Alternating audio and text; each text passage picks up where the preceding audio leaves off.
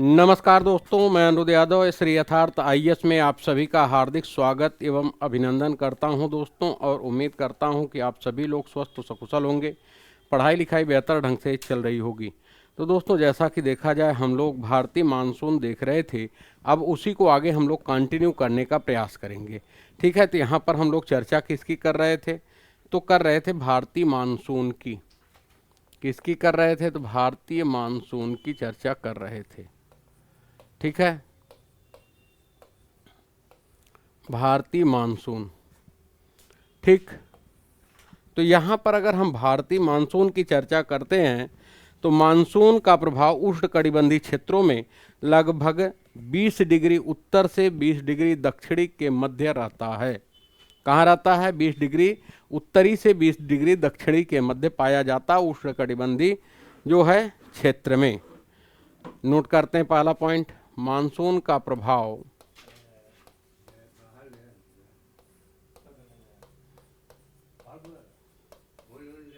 Monsoon का प्रभाव लगभग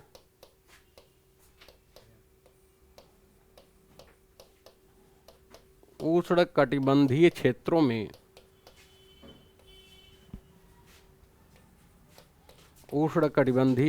में 20 डिग्री उत्तर से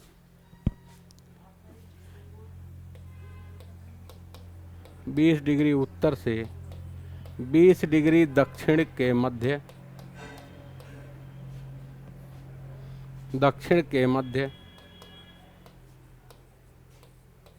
पाया जाता है, ठीक है, के मध्य क्या होता है? पाया जाता है। तो ध्यान रखिएगा कि मानसून का प्रभाव लगभग कहाँ से, यहाँ से सवाल बन सकता है आपका कि मानसून का प्रभाव कितने अक्षांशों के मध्य पाया जाता है। तो मानसून का प्रभाव देखा जाए 20 डिग्री उत्तरी से 20 डिग्री दक्षिणी के मध्य पाया जाता है। ठीक है, क्लियर। अब देखा जाए भारतीय मानसून की प्रक्रिया को समझने के या मानसून की प्रक्रिया के निम्नवत कारक हैं। मानसूनी प्रक्रिया के लिए निम्नवत कारक प्रमुख हैं। मानसून गतिविधियों के लिए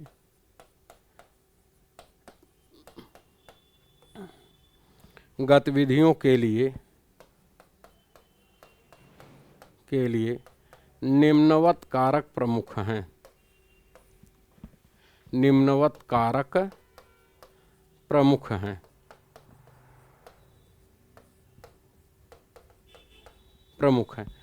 कौन कौन से कारक प्रमुख हैं?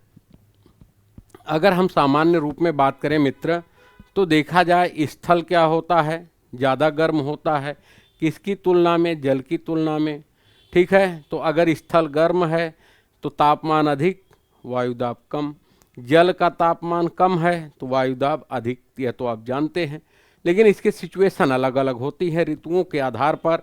ग्रीष्म काल में देखा जाए तो जल का तापमान कम होता है और स्थल का तापमान अधिक होता है। शीत ऋतु में देखा जाए तो स्थल का तापमान कम होता है, जल का तापमान अधिक होता है।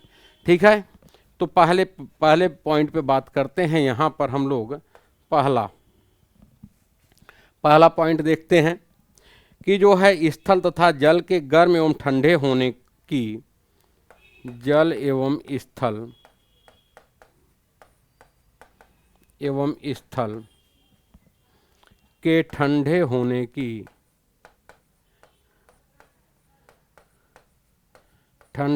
की विभेदी, ठीक है, जल एवं स्थल के ठंडे होने की विभेदी प्रक्रिया के कारण भारत के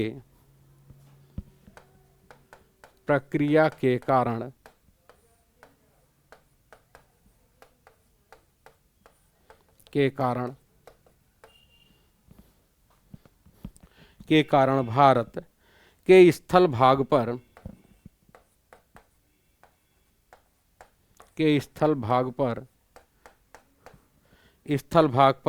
निम्न दाब का क्षेत्र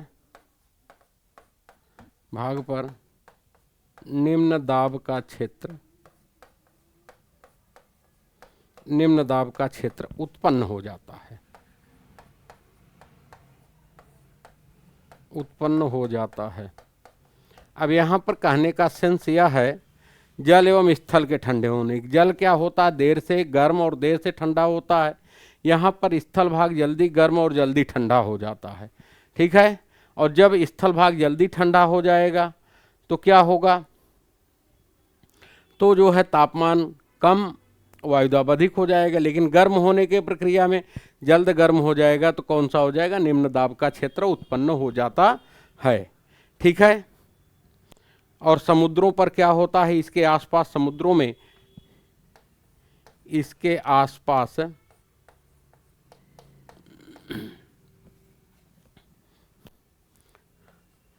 इसके आसपास समुद्रों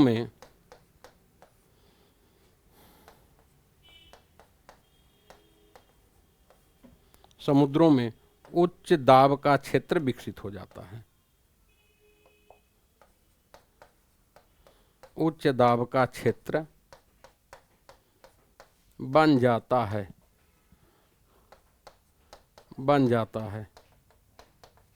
ठीक है। यह तो पहला कारक हो गया। अब दूसरे कारक की बात करते हैं। ग्रीष्म ऋतु में अंतः उष्ण कटिबंधीय अभिसरण क्षेत्र गंगा के मैदान या उत्तर भारत के विशाल मैदान की ओर शिफ्ट हो जाता, जिसे हम ITCZ कहते हैं। और यह भारतीय मानसून के लिए सकारात्मक दशा है, ठीक है। दूसरा पॉइंट क्या है, ग्रीष्म ऋतु के दिन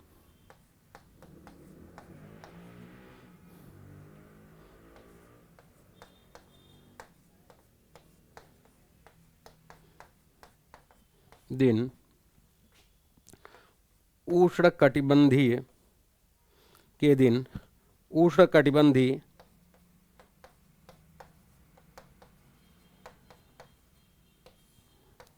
अभिसरण क्षेत्र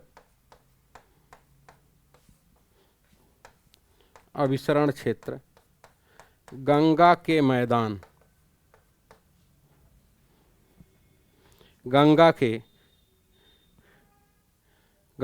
मैदान की ओर खिसक जाती है,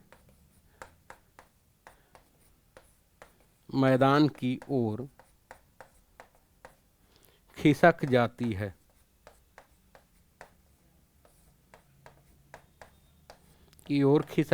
है, ठीक है। किधर खिसक जाती है, तो गंगा के मैदान अर्थात उत्तर की ओर खिसक जाती। कारण क्या है, कब की बात कर रहा है, ग्रीष्म ऋतु, क्योंकि ग्रीष्म ऋतु में सूर्य उत्तरायण होता है।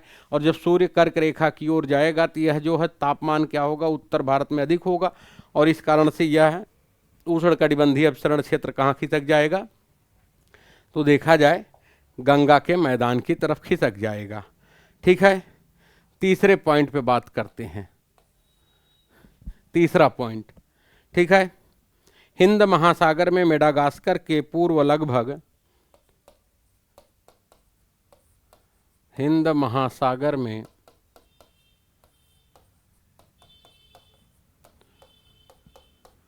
मेडागास्कर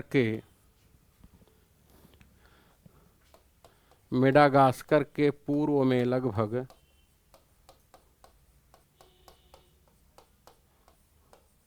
20 डिग्री दक्षिणी अक्षांश,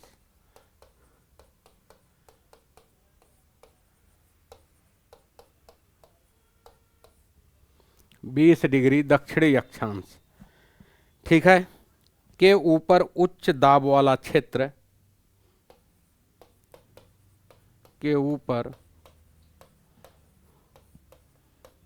दाब वाला क्षेत्र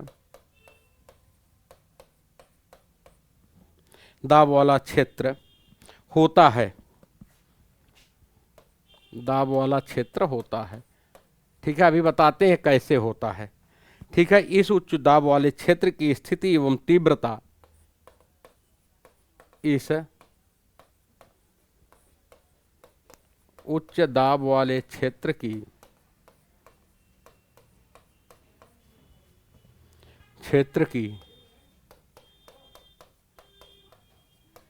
स्थिति व तीव्रता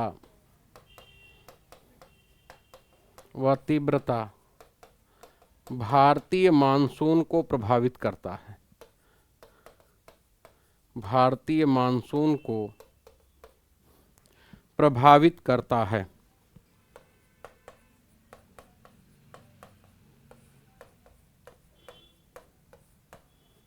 प्रभावित करता है। क्लियर।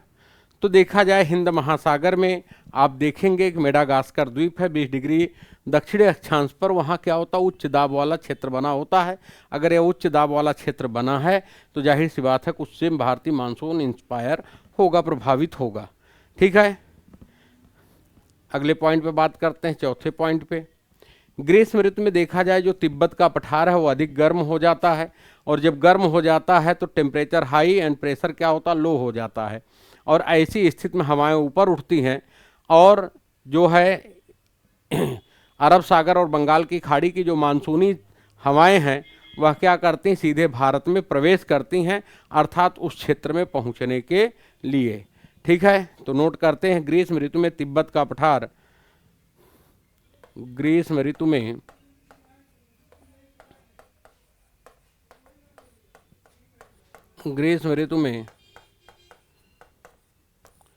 तिब्बत का पठार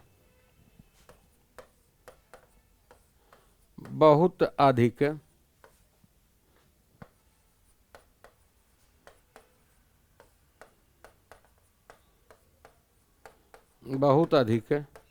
गर्म हो जाता है,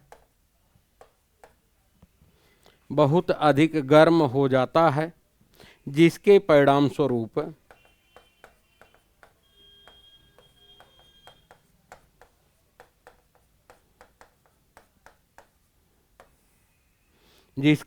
स्वरूप पठार के ऊपर समुद्र तल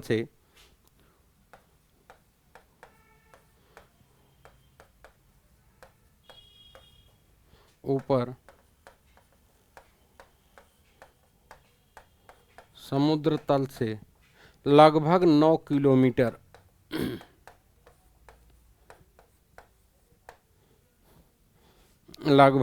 किलोमीटर की ऊंचाई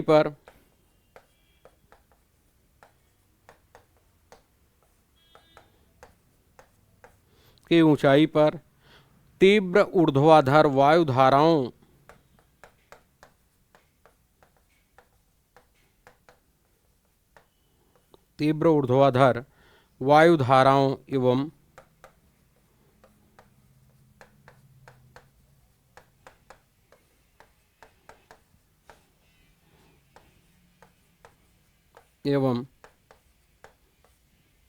एवं उच्च दाब का निर्माण होता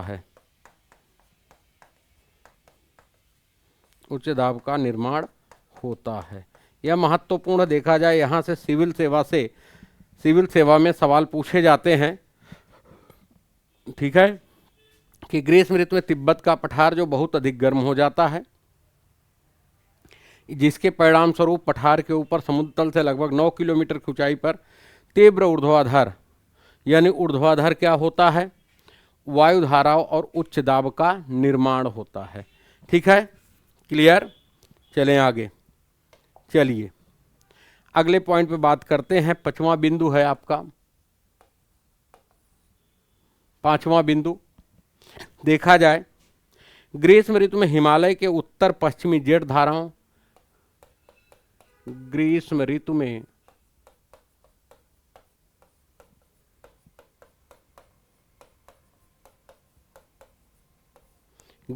में हिमालय के उत्तर पश्चिमी जेट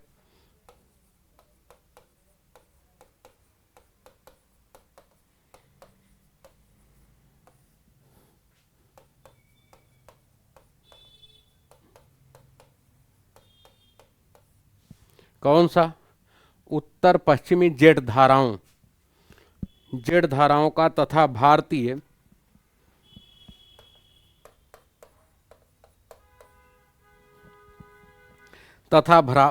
प्रायद्वीप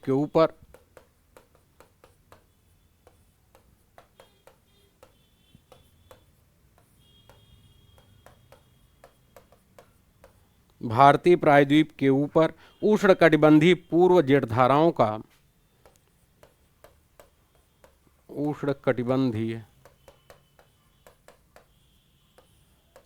पूर्व जेट धाराओं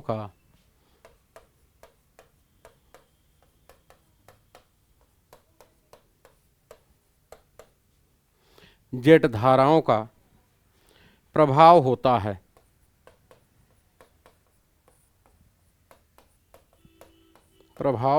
है। ठीक है, क्लियर। तो यहाँ पर कह क्या रहा है कि अगर हम देखें ग्रीष्म ऋतु के उत्तर पश्चिमी जेट धाराओं का हिमालय के उत्तर पश्चिम हिमालयी क्षेत्र में अगर हम देखेंगे तो उत्तर पश्चिम जो जेट धाराएं विशेषकर शीत ऋतु में चलती हैं उनका प्रभाव दिखाई देता है। वहीं पर प्रायद्वीपीय भाग में उष्णकटिबंधीय जेट धाराओं का प्रभाव दिखाई देता है, क्योंकि हिमालय के इर्द गिर्द तुलनात्मक रूप से तापमान में क्या होता है, कम पाया जाता है। ठीक है। और इन सभी के अतिरिक्त अगर हम बात करें दक्षिणी महासागर के ऊपर, जो दक्षिणी महासागर है, हिंद महासागर है, तो उसके ऊपर जो दाब बनते हैं वह भी भारतीय मानसून को क्या करते हैं, प्रभावित करते हैं। ठीक है, लिखेंगे इसके अतिरिक्त दक्षिणी महासागरों के ऊपर, इसके अतिरिक्त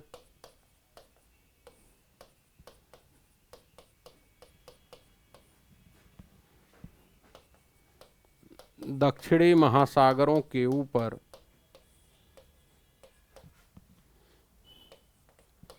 ऊपर निर्मित दाब भारतीय मानसून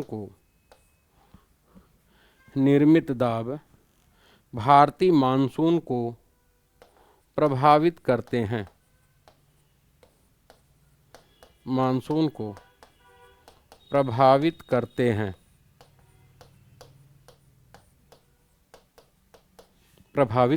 क्लियर। ठीक है।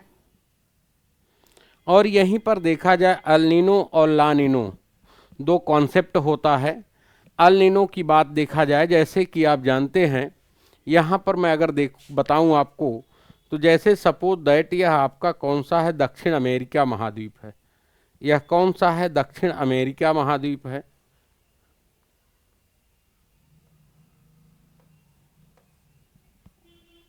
यह साउथ अमेरिका महाद्वीप है। ठीक है। अब यहाँ पर होता क्या है, यहाँ पर देखेंगे कि दक्षिण से उत्तर की ओर एक ठंडी जलधारा चलती है। इसका नाम है पेरू या हम्बोल्ट की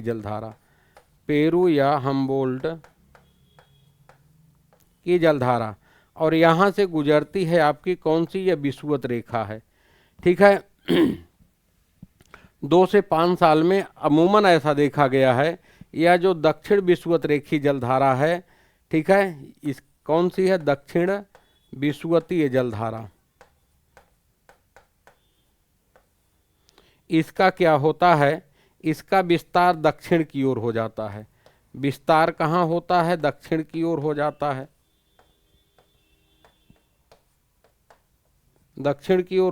है। और जैसे ही विस्तार दक्षिण की ओर होता है, पेरू या हम्बोल्ट की जो अभी तक कौन सी जलधारा है, ठंडी जलधारा है, यह परिवर्तित हो जाती है किसमें, यह परिवर्तित हो जाती है गर्म जलधारा में। किसमें परिवर्तित हो जाती, गर्म जलधारा में।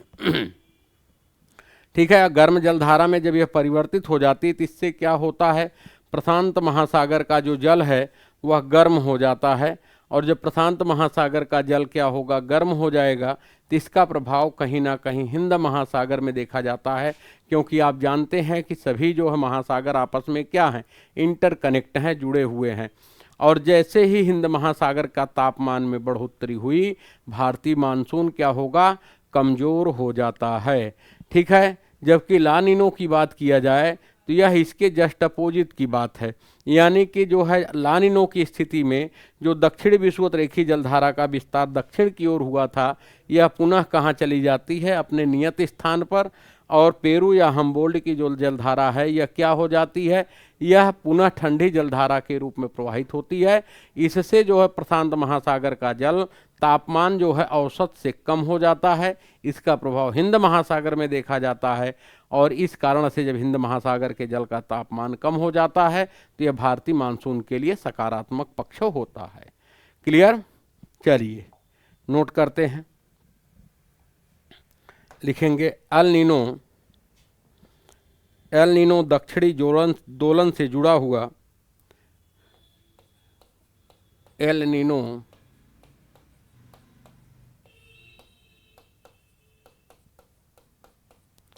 दक्षिणी दोलन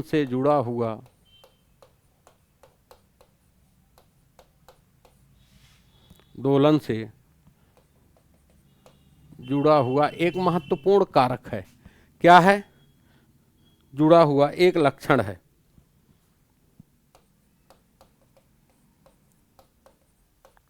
एक लक्षण है। ठीक है, अगले पॉइंट पे बात करते हैं। यह एक गर्म समुद्री जलधारा है। यह एक गर्म समुद्री जलधारा है। यहां पर जितना मैंने डेप्थ में बताया उतने डेप्थ में मेंशन नहीं है। ठीक है, क्योंकि छोटे बच्चों को बताना है तो जितना मेंशन है मैं उतना ही लिखवा रहा हूं। यह एक गर्म जलधारा है, गर्म समुद्री जलधारा है। ठीक है, जो पेरू की ठंडी धारा के स्थान पर, जो पेरू की ठंडी धारा के स्थान पर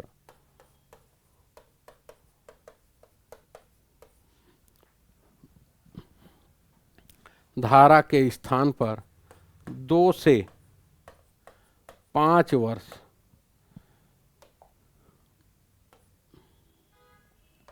2 से 5 वर्ष के अंतराल पर 2 या 5 वर्ष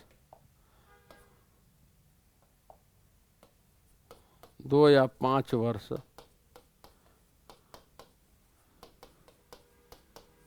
के अंतराल, यानी कोई जरूरी नहीं है कि यह 2 ही साल में उत्पन्न हो, यह जरूरी भी नहीं है 5 साल में उत्पन्न हो, यानी ये कभी भी उत्पन्न हो सकती है कि अंतराल में पेरू तट से होकर बहती है। ये अंतराल पर पेरू तट से होकर बहती है। तट से होकर क्या करती है? होकर बहती है, होकर बहती है। ठीक है, क्लियर? चलिए, दाब की अवस्था में परिवर्तन का संबंध, दाब की अवस्था में परिवर्तन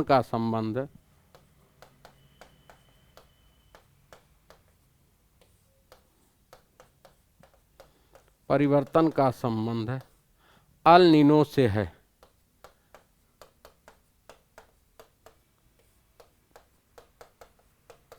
अल नीनो से है। किससे है? अल नीनो से है। ठीक है, इसलिए इस परिघटना को एंसो कहा जाता है। इसलिए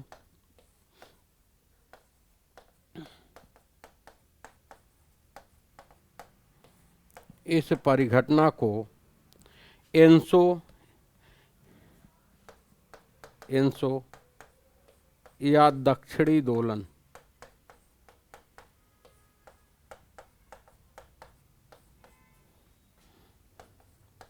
कहा जाता है।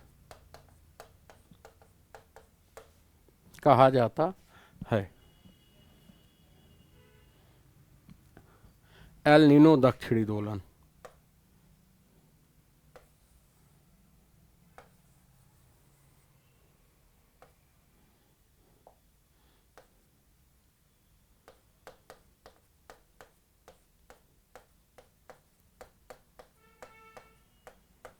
एल नीनो दक्षिणी दोलन कहा जाता है। क्लियर? यह तो हम लोगों ने देखने का प्रयास किया कि भारतीय जो जलवायु है, जो मानसून है, किस प्रकार से किससे प्रभावित होता है। ठीक है, अब यहां पर मानसून का आगमन एवं वापसी, मानसून का आगमन एवं वापसी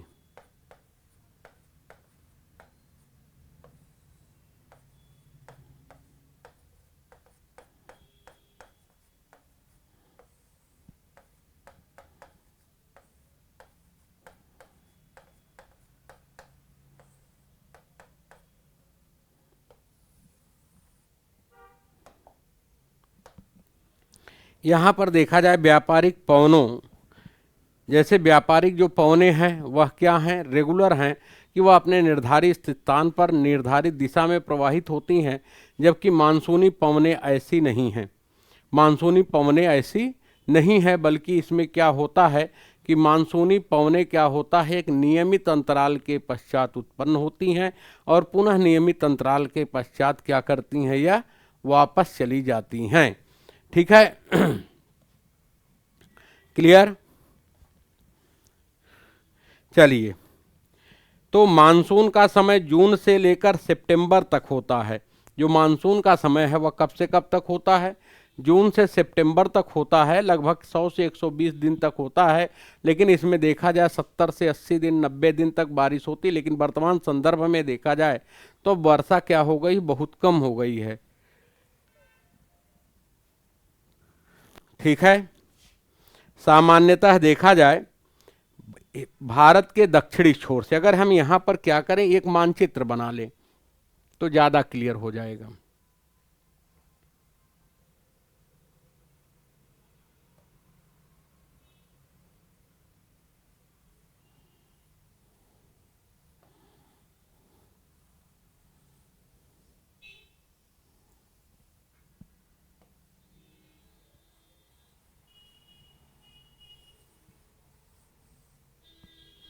यह जो भारत है, अब इसमें अगर हम बात करें वर्षा ऋतु की, तो इसमें अगर हम बात करें वर्षा ऋतु की, व्यापारिक पवनों के विपरीत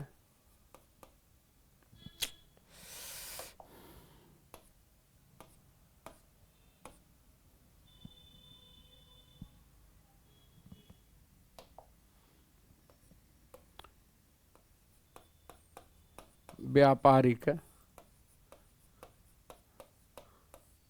पवनों के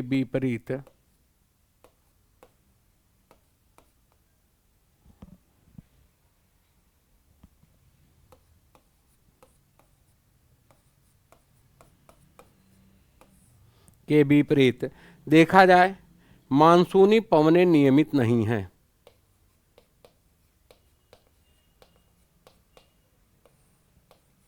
पवनें नियमित नहीं,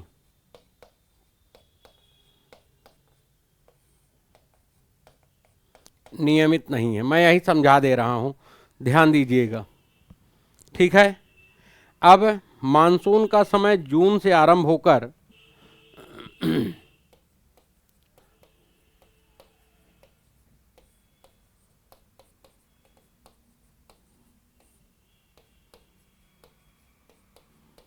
जून से आरंभ होकर मध्य सितंबर तक,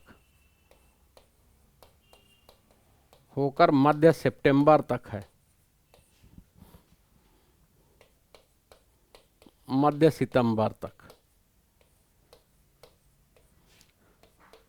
लगभग 100 से 120 दिन।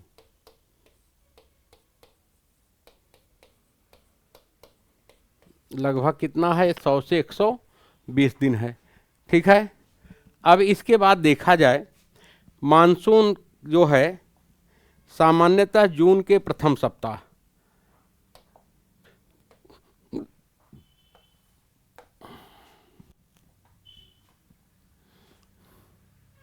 मानसून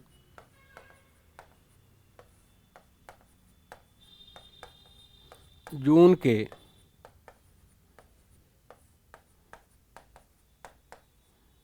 प्रथम सप्ताह में भारतीय प्रायद्वीप के दक्षिणी छोर,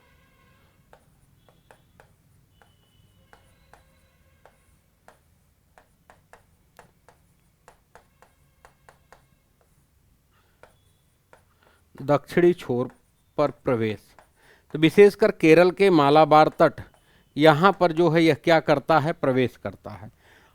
ठीक है, मालाबार तट पर क्या करता, प्रवेश करता है, और इस घटना को क्या कहते हैं, प्रवेश करता है। ठीक है, इसे मानसून प्रस्फोट कहते हैं। और जब यहाँ पर ध्यान दीजिएगा, जब यहाँ पर मानसून यह टकराएगा केरल तट पर, तो यह दो शाखाओं में बंट जाता है। कितने शाखाओं में बटेगा, दो शाखाओं में। एक देखा जाए तो आपका हो जाएगा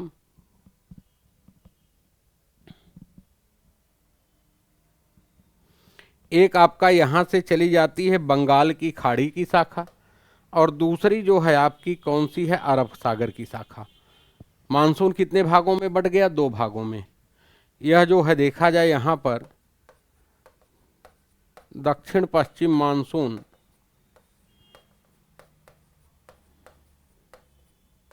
मानसून दो शाखाओं में विभक्त। एक हो गया अरब सागर की शाखा, दूसरा हो गया बंगाल की खाड़ी की शाखा।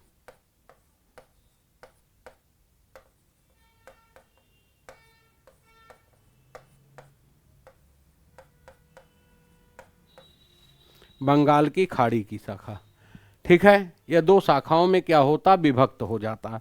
अगर आपसे सपोज दैट पूछा जाए कि वर्षा सबसे अधिक किससे होगी, अरब सागरी शाखा से, बंगाल की खाड़ी की शाखा से, तो आप बताएंगे कि बंगाल की खाड़ी की शाखा से ज़्यादा वर्षा होगी, ठीक है, क्लियर। और देखा जाए जैसे यहाँ पर आप देखते हैं, यहाँ पर जो है अंडमान निकोबार द्वीप समूह है, यहाँ पर आपके कौन से हैं, लक्षद्वीप हैं। यह कौन सा द्वीप है, लक्षद्वीप। यह कौन सा है, अंडमान निकोबार द्वीप समूह।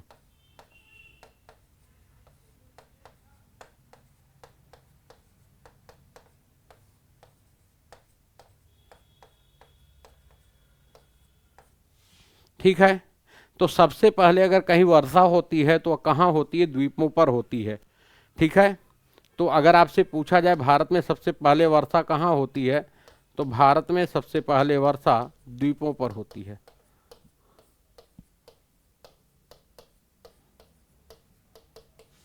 पहले वर्षा द्वीपों पर होती है, द्वीपों पर होती है। कहाँ होती है, द्वीपों पर, चाहे वह अंडमान निकोबार द्वीप समूह हो, चाहे लक्षद्वीप हो, तो यहाँ पर क्या होती है, वर्षा होती है, ठीक है, क्लियर।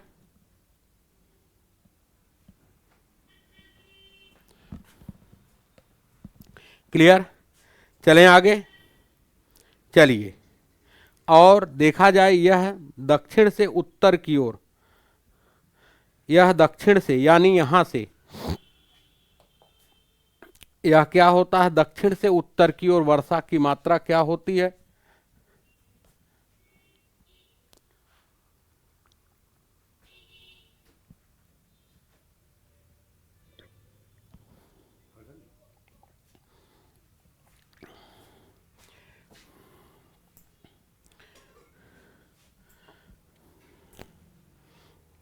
ठीक।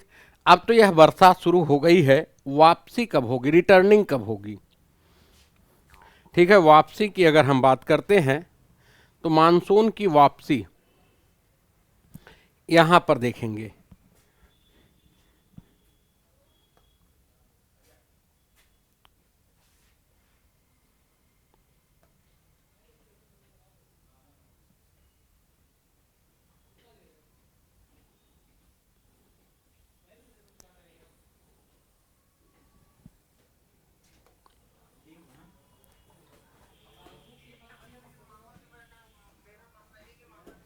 ठीक है। अगर हम मानसून की वापसी पर चर्चा करते हैं,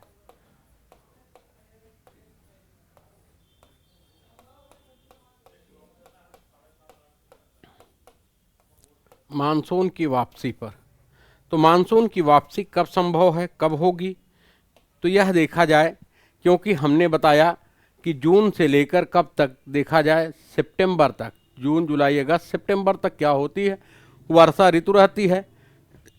तो देखा जाए वह दिसंबर के प्रथम सप्ताह से लेकर, दिसंबर के प्रथम सप्ताह से लेकर जनवरी के प्रथम सप्ताह तक, दिसंबर के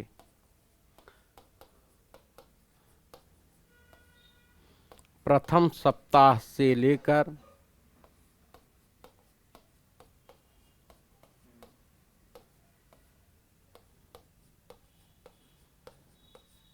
जनवरी के प्रथम सप्ताह तक,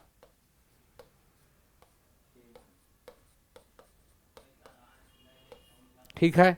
तो सबसे पहले कहाँ से होती है? तो सबसे पहले जो वापसी होती है वो पश्चिमोत्तर भारत से होती है। कहाँ से होती है? पश्चिमोत्तर भारत से, पश्चिमोत्तर भारत से होती है। और यहाँ पश्चिमोत्तर भारत में देखा जाए मानसून सबसे देर में पहुँचता है। यहाँ पर अगर हम बात करें, यहाँ इस क्षेत्र में मानसून क्या होता है? सबसे देर में पहुँचता है, देर में पहुँचता है। या और सबसे पहले क्या कर देता? वापसी कर देता है। और मानसून सबसे पहले पहुंचता कहाँ है? केरल तट पर।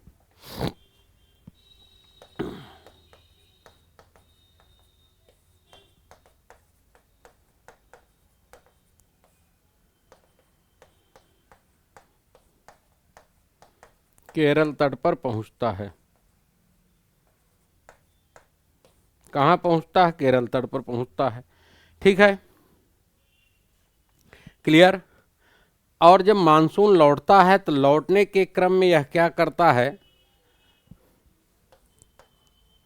लौटता हुआ मानसून,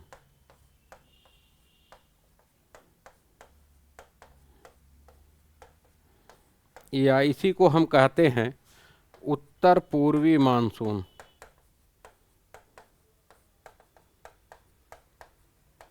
यह क्या करता है? यह है तमिलनाडु तट, तमिलनाडु या कोरोमंडल तट,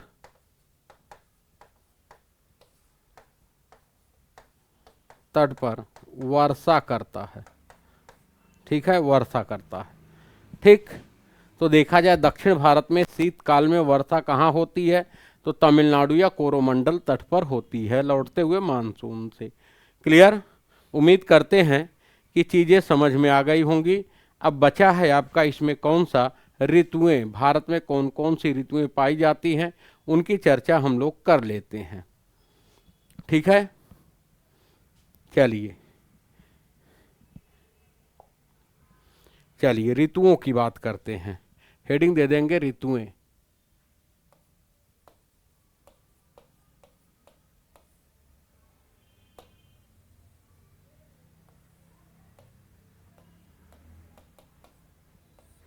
ऋतुएं तो देखा जाए भारत में मुख्यतः 4 ऋतुओं को पहचाना जा सकता है। शीत ऋतु, ग्रीष्म ऋतु, कुछ क्षेत्रीय विविधताओं के साथ मानसूनी आगमन और वापसी का काल। ठीक है, लेकिन सामान्य तौर पर हम लोग 3 ही ऋतु को देखने का प्रयास करेंगे। ठीक है, भारत में मुख्यतः 4 ऋतुओं को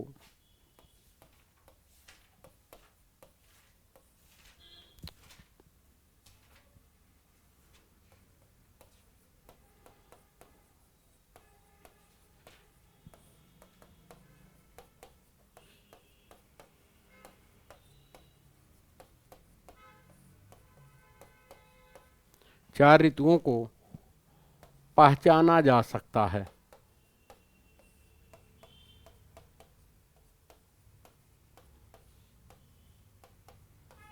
पहचाना जा सकता है।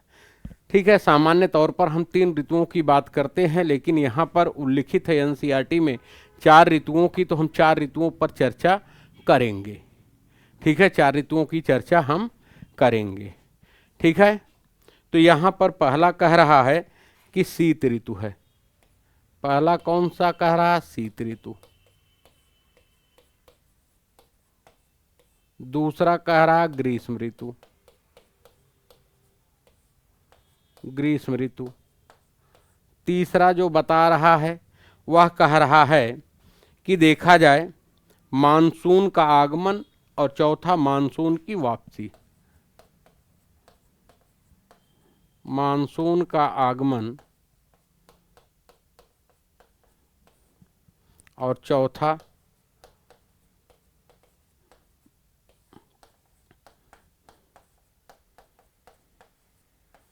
मानसून की वापसी। और अमूमन हम लोग इसको किस में पढ़ते हैं, तो इसको अमूमन हम लोग पढ़ते हैं जो देखा जाए तो वर्षा ऋतु के रूप में, कि वर्षा ऋतु का आगमन होगा, वापसी होगी। लेकिन अब की एनसीईआरटी में क्या किया, क्लियर कट 4 ऋतु दे दिया है। और जब 4 ऋतुएं दे दिया है तो जाहिर सी बात है हमें क्या करना पड़ेगा, यहाँ पर अब डिफाइन करना पड़ेगा। ठीक है, तो सबसे पहले हम लोग शीत ऋतु लेते हैं। हेडिंग दे देंगे किसकी, शीत ऋतु की।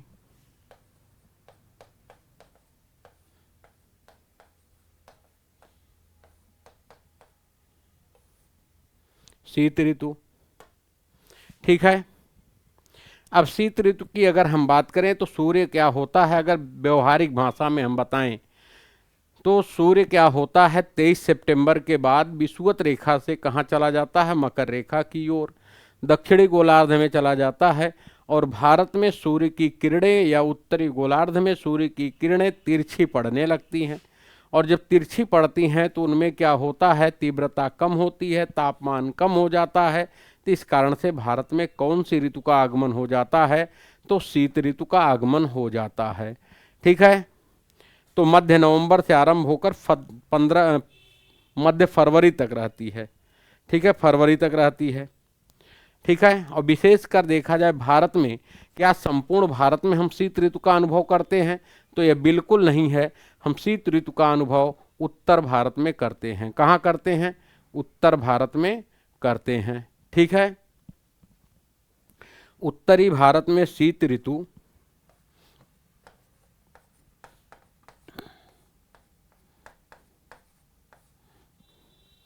उत्तरी भारत में शीत ऋतु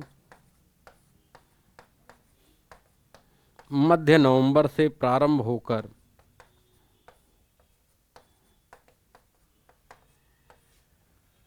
मध्य नवंबर से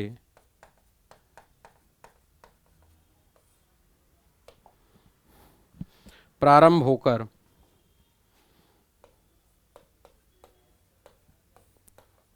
फरवरी तक रहती है।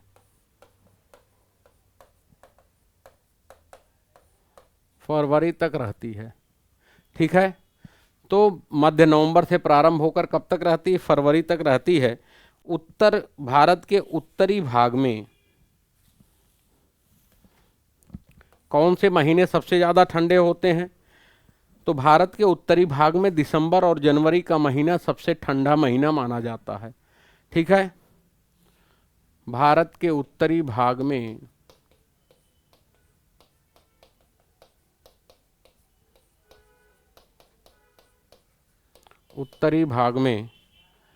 दिसंबर और जनवरी का महीना,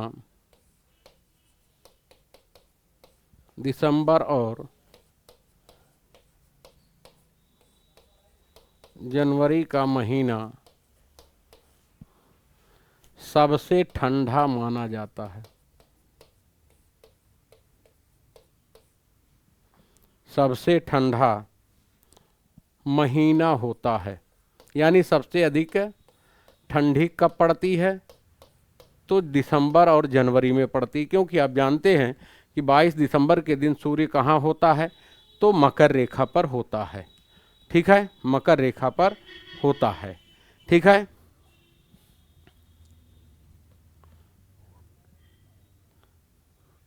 तापमान अगर हम देखें, दक्षिण भारत से अगर हम उत्तर की ओर चलेंगे तो तापमान क्या होगा, घटेगा। ठीक है, देखा जाए तापमान दक्षिण से उत्तर की ओर बढ़ने पर तापमान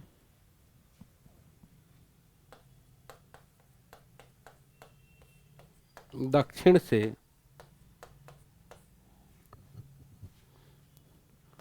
उत्तर की ओर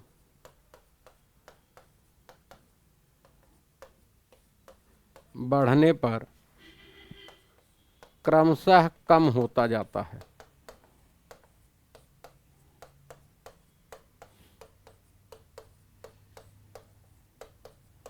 क्रमशः कम होता जाता है। ठीक है, क्या होता जाता है, क्रमशः कम होता जाता है। ठीक, चलें आगे।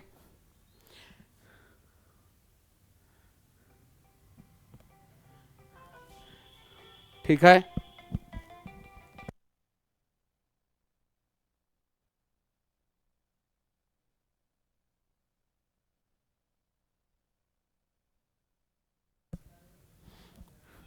ठीक है। और इस ऋतु में देश के उत्तर पूर्वी व्यापारिक, इस समय देखा जाए शीत ऋतु में देश क्या होता है, उत्तर पूर्वी व्यापारिक पवनों के प्रभाव में होता है। ठीक है। इस ऋतु में देश में महत्वपूर्ण पॉइंट है, इस ऋतु में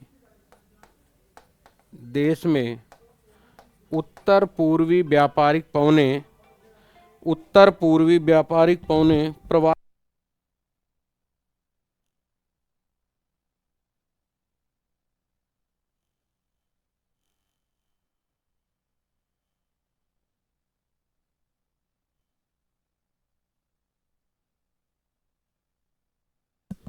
इस ऋतु में देश में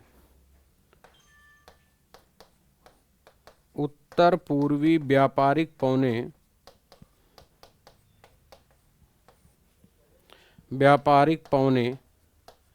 प्रवाहित होती हैं, प्रवाहित होती हैं।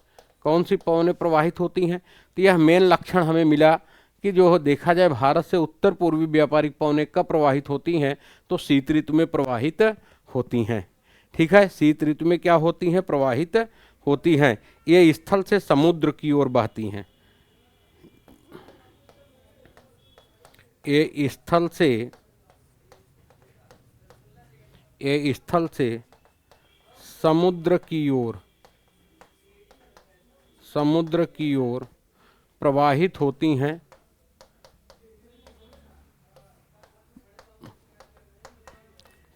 होती हैं, इसलिए ये ऋतु शुष्क होती है, ये ऋतु शुष्क होती है, ये ऋतु क्या होती है? शुष्क होती है। ठीक है। और यह पवनें, इन पवनों से देखा जाए तमिलनाडु के तट पर शीत ऋतु में क्या होती है? वर्षा होती, जो मैंने अभी आपको लौटते हुए मानसून की चर्चा किया। ठीक है, वही उन्हीं हवाओं से क्या होती है? तमिलनाडु या कोरोमंडल के तट पर वर्षा होती है। क्लियर? चलिए अगले पॉइंट पे बात करते हैं कि इन पवनों के कारण कुछ मात्रा में, इन पवनों के कारण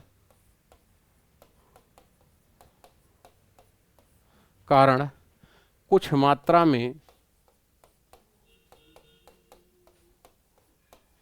मात्रा में तमिलनाडु के तट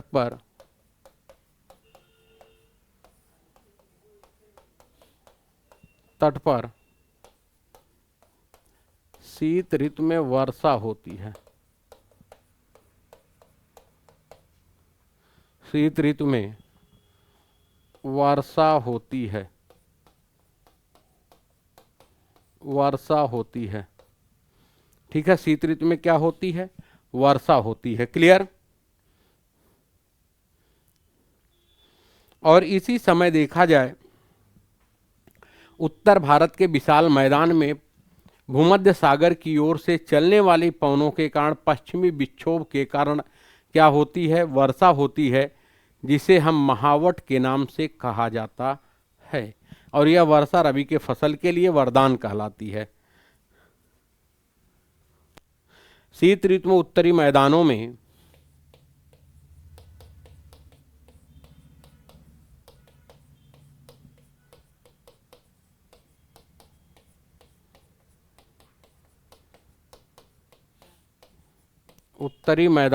कहाँ पर? उत्तरी मैदानों में पश्चिम एवं उत्तर पश्चिम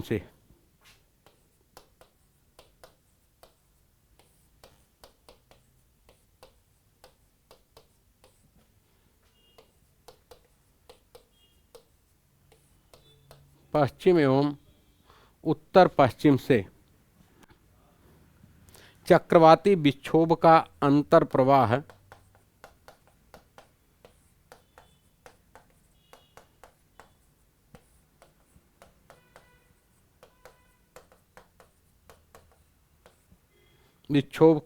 प्रवाह विशेष लक्षण है।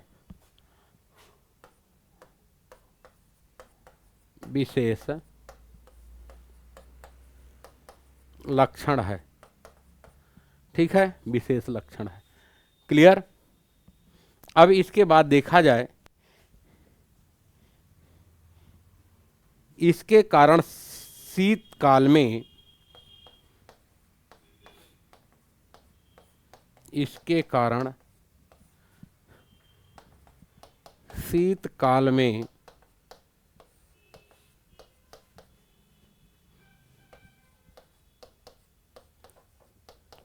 उत्तर भारत में वर्षा होती है, वर्षा होती है, जिसे वर्षा होती है जिसे स्थानीय तौर पर महावट कहा जाता है।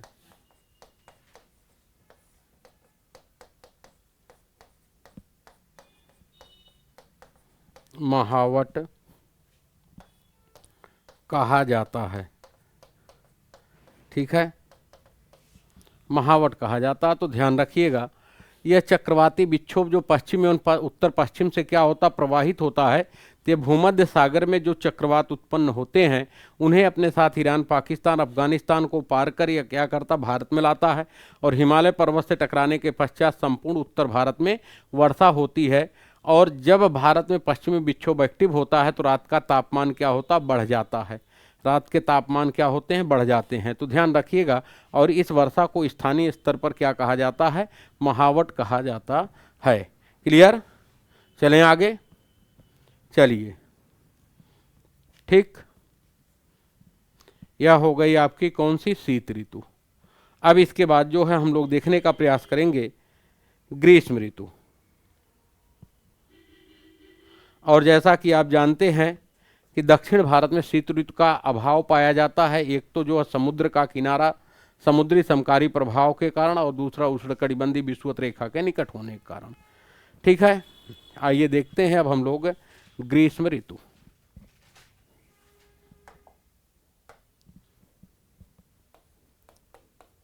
ग्रीष्म ऋतु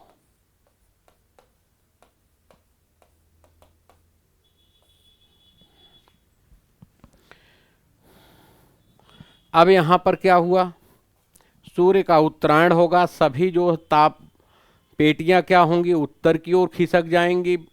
और भारत में तापमान क्या होगा, बढ़ना शुरू कर देगा। जब तापमान बढ़ना शुरू कर देगा तो आप स्वेटर उटर उतार के रख देंगे और क्या करेंगे, टी शर्ट पर आ जाएंगे और अनुभव करने लगेंगे पसीना का। ऋतु कहलाएगी ग्रीष्म। ठीक है, क्लियर। चलिए कुछ नोट कर लेते हैं। ठीक, सूर्य के उत्तर की ओर आभासी गति के कारण, सूर्य के उत्तर की ओर, उत्तर की ओर आभासी गति के कारण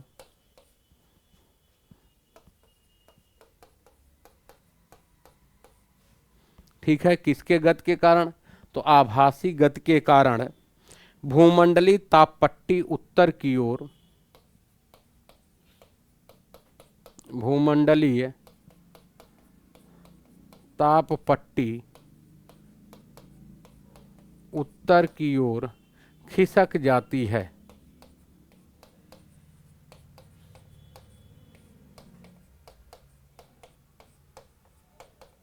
उत्तर की ओर खिसक जाती, सूर्य उत्तरायण हुआ तो सभी ताप कटिबंध क्या होंगे, उत्तर की ओर खिसक जाते हैं। ठीक है, मार्च से मई तक भारत में, मार्च से मई तक भारत में ग्रीष्म ऋतु पाई जाती है।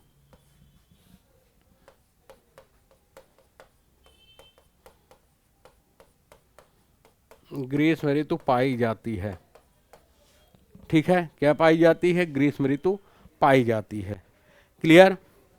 देश के उत्तरी भाग में ग्रीष्म काल में तापमान वृद्धि होती है। देश के उत्तरी भाग में तापमान में वृद्धि पाई जाती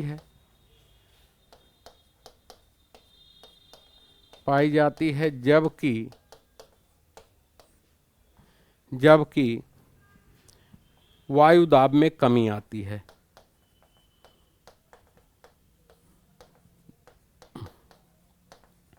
वायु दाब में कमी आती है। तो हमने बताया था कि ताप और दाब में क्या है, दोनों में विपरीत संबंध है। अगर ताप अधिक होगा तो दाब कम होगा, और दाब अधिक होगा तो ताप कम होगा। ठीक है, देखा जाए लू ग्रीष्मकाल का एक प्रभावी लक्षण है। लू यह गर्म पवन है। लू ग्रीष्मकाल का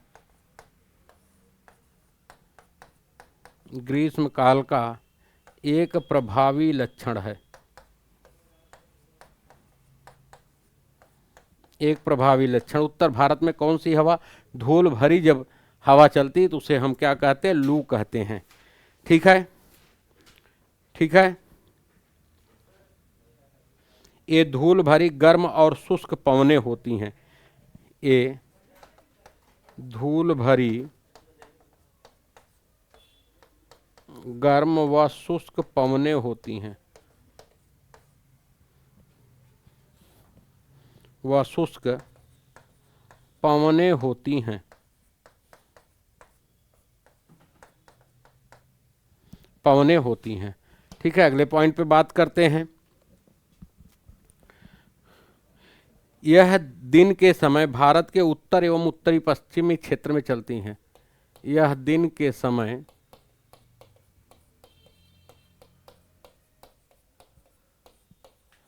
भारत में उत्तर व उत्तर पश्चिमी क्षेत्र, उत्तर पश्चिमी क्षेत्र में चलती हैं।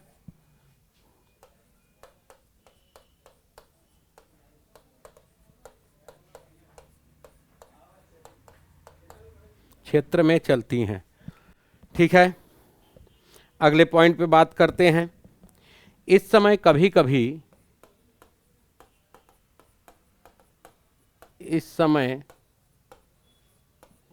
कभी बादल गरजने,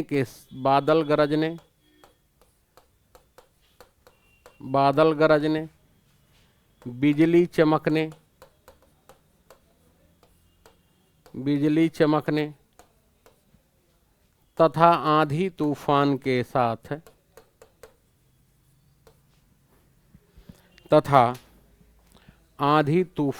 साथ वर्षा या हिमवृष्टि होती है। हिमवृष्टि होती है। और इसे क्या कहा जाता है? हिमवृष्टि होती है जिसे पूर्व मानसून वर्षा के नाम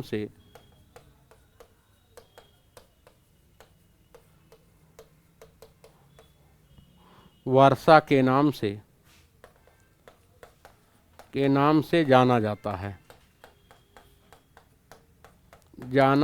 है। ठीक है, और बैसाख के महीने में होने के कारण इसे काल बैसाखी कहा जाता पश्चिम बंगाल में। ठीक है, इसे पश्चिम बंगाल में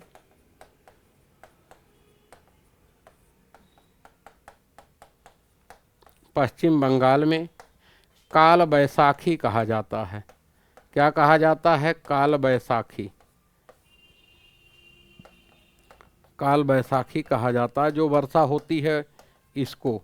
ठीक है, वहीं पर केरल और महाराष्ट्र में क्या होता, आम जल्दी पक जाते हैं, इस वर्षा को मैंगो सावर भी कहा जाता है। ठीक है, इस वर्षा में देखा जाए इसके कारण केरल व कर्नाटक में